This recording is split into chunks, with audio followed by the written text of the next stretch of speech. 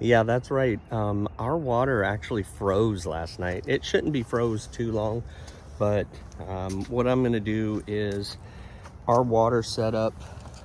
Oh yeah, it's frozen. Yep, it's definitely frozen. You can hear the ice inside of it.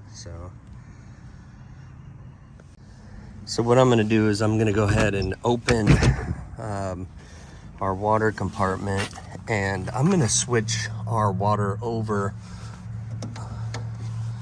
Yeah, this isn't frozen, but switch our water over to dry camping. This goes up, left, and then we'll turn on our water pump. And once our water pump is on, now we're good with water. I know that's not going to help if you're in a place where there's a deep freeze or it's very cold for a very long time.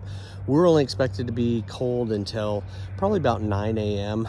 We are in Florida, I think, as everybody knows, and it's going to probably be till about 9 a.m. A lot of campgrounds have sleeves, heater sleeves that go over the water, so that's pretty safe. And if you need that, I definitely recommend getting that. But hopefully this won't last too long, and we'll be here in Florida and be warm.